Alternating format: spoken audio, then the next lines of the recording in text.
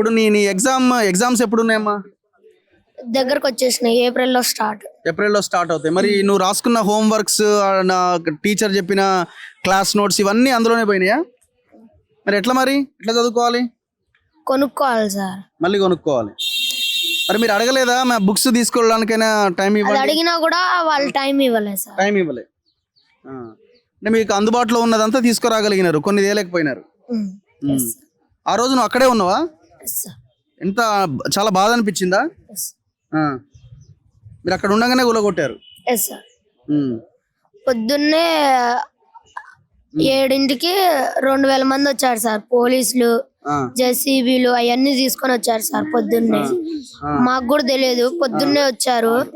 మళ్ళీ ఏమైనా అంటే 9 మందినే అక్కడ ఉంచాలా, మిగతా వాళ్ళందరూ వెళ్ళిపోవాలంటున్నారు.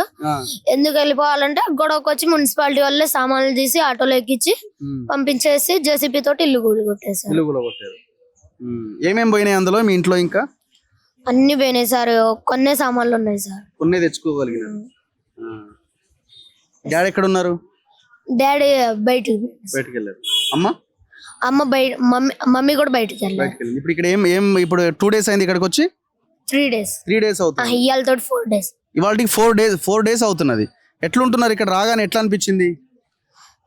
ఇక్కడ రాలోనే బాగా ఇరుకులో సామాన్లు పెట్టుకున్నాం. పండుకోవడానికి కూడా ఇబ్బంది అవుతుంది. రోజు దోమలు కొడుతున్నాయి. ఒక్కోసారి కరెంట్ కూడా తీసేస్తున్నారు. మళ్ళీ బయట కరెంట్ ఉంటుంది. స్నానం ఇక్కడే చేసావు 3 days నుంచి? ఇక్కడే చేస్తున్నా, కానీ నీళ్లు రావట్లేదు సార్. నీళ్లు ఎప్పుడు స్నానం చేసావు నువ్వు? నిన్న నైట్ చేసావా? ఓకే. ఇప్పుడు బట్టలు వాష్ చేసుకోవడానికి ఇవంతా ఏమన్నా ఉందా? ఏం లేదు. ఫుడ్ ఏం పెడుతున్నారు?